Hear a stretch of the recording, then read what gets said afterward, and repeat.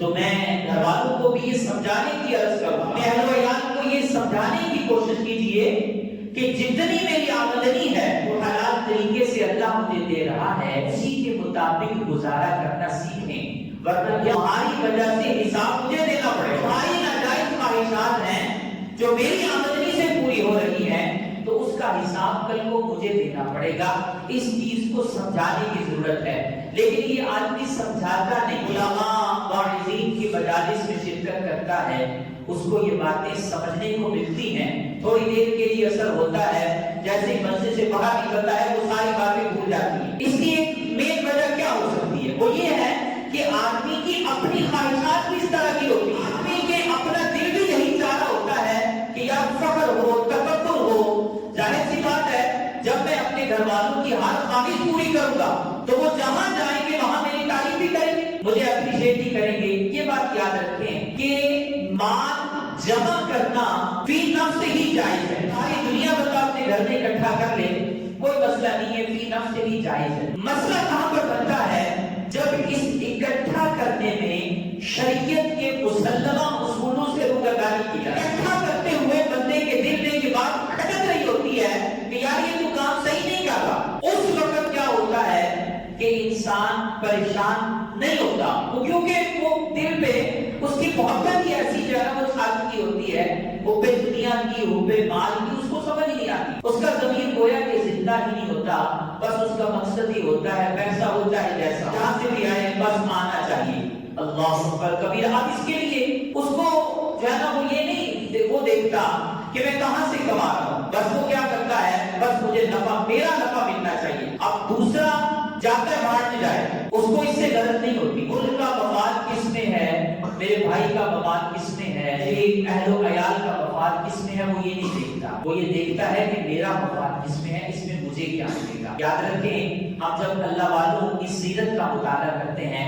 صحابہ کرام علیہ رضوان کی سیرت کا مطالعہ کرتے ہیں، اللہ والوں کے واقعات کو دیکھتے ہیں، تو وہ یہ گھر سے آمد کر کے نکلتے تھے. آج جتنی مجھے روزی ملے گی، آج جتنا مجھے رزق ملے گا، اس کے اندر میں خیر خواہی مسلم کا خیال رکھوں. اس کے اندر میں بالکل ایسا کام نہیں کروں گا کہ جس کی وجہ سے سامنے والا دھوکے میں مبتلا ہو جائے. بڑی خوبصورت بات آپ کو سناتا ہوں. بس اوقات ایسے ہوتا ہے، آدمی سادہ ہوتا ہے، مارکیٹ میں جاتا ہے، اس کو پتہ نہیں ہوتا کہ یار یہ کتنے کی چیز ہے، وہ کہاں کتنے کی ملے گی. سادہ تو آدمی ہوتا ہے، دکاندار تاڑ لیتا ہے اس کو، کاروباری آدمی اس کو تاڑ لیتا ہے کہ یار یہ بندہ تو اننون ہے، یہ بندہ تو اس کو تو یہ تو جانتا ہی نہیں ایک چیز کے بارے میں. اب وہ کیا کرتا ہے، جتنا اس کے بس میں آتا ہے اتنا وہ منافع لگانے کی کوشش کرتا ہے، کیونکہ سامنے والے کو تو پتہ نہیں. اور پھر اپنی پروڈکٹ کی، اپنی چیز کی وہ ایسی تعریفیں کرے گا، ایسا بنا سنبھال کے پیش کرے گا کہ سامنے والا مجبور ہو جائے گا کہ یار اب تو اسے خرید دو. اب بسا اوقات تو ایسی صورتیں بھی ہوتی ہیں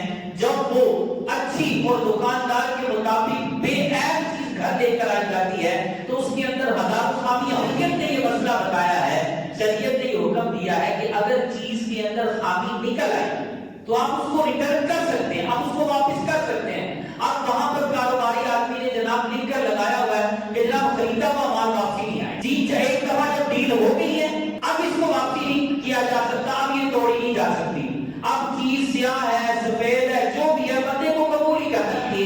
یہ ایسا نہیں ہے کہ جس کے اندر کاروباری آدمی، دکاندار آدمی اپنے مسلمان بھائی کا نفع دے کر رہا ہو. بڑی خوبصورت حکایت آپ کو سناتا ہوں. حضرت سیدنا سری سقطی رحمۃ اللہ کی تعالی علیہ ایک دفعہ آپ نے بادام خریدے اور آپ نے اپنے رجسٹر میں یہ بات لکھ لی کہ میں ان باداموں پر 3 دینار سے زیادہ نفع نہیں لوں. انہوں نے صبح یہ طے کر لیا کہ 3 دینار سے زیادہ نفع نہیں لیں، نفع اس سے نہیں ہوگا. اب جب مارکیٹ کے اندر وہ پروڈکٹ آئی، وہ چیز آئی، وہ بادام آئے، ایک بندہ وہ بادام لینے کے لیے گیا.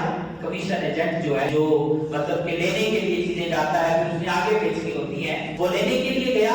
اس نے کہا جناب یہ میں آپ سے خریدنا چاہتا ہوں. اس نے کہا جی کتنے کے ہیں؟ آپ نے کہا 63 دینار کے. 60 دینار کی میری اپنی خرید اور 63 دینار کے میں تمہیں یہ دوں گا. کمیشن ایجنٹ کہنے لگا نہیں حضرت اب تو اس کا ریٹ بڑھ چکا ہوگا، تو اس کا ریٹ اوپر ہو چکا ہوگا، یہ تو 90 دینار کے ہیں، آپ 63 دینار مجھ سے مانگ رہے ہیں، بڑھنے کا سودا کر رہے ہیں. حضرت سیدی سقطی رحمۃ اللہ کی تعالی نے کہا کہ میں نہیں، میں نے اپنے رب سے وعدہ کیا ہے کہ میں نے اتنے کی خریدی ہے، اب دیگر لوگوں کو دوں گا تو صرف 3 دینار نفع رکھوں گا، اس سے زیادہ میں نفع نہیں رکھوں گا۔ اب وہ جو کمیشن ایجنٹ تھا وہ بھی ایماندار آدمی تھا، وہ بھی بڑا مخلص آدمی تھا، وہ بھی یہی کہنے لگا کہ نہیں جناب، آپ نے اپنے رب سے وعدہ کیا ہوا ہے کہ میں اپنے مسلمان کو دھوکہ نہیں دوں گا، اس کی خیر خواہی کا خیال رکھوں گا، تو میں نے بھی اپنے رب سے یہ وعدہ کیا ہوا ہے کہ کسی بھی نہ جاننے والے آدمی کو دھوکہ نہیں دوں گا، کسی بھی اننون پرسن کو میں دھوکہ نہیں دوں گا۔ جب چیز ہے اتنے کی، میں اس سے کم میں کیوں خریدوں؟ اس میں آپ کا نقصان ہے۔ میں یہ گھر سے ارادہ کر کے نکلا تھا اپنے کسی مسلمان بھائی کو نقصان نہیں پہنچاؤں گا۔ اب بتائیے ایسی مثال ہمارے آج کے دور میں ملتی ہے؟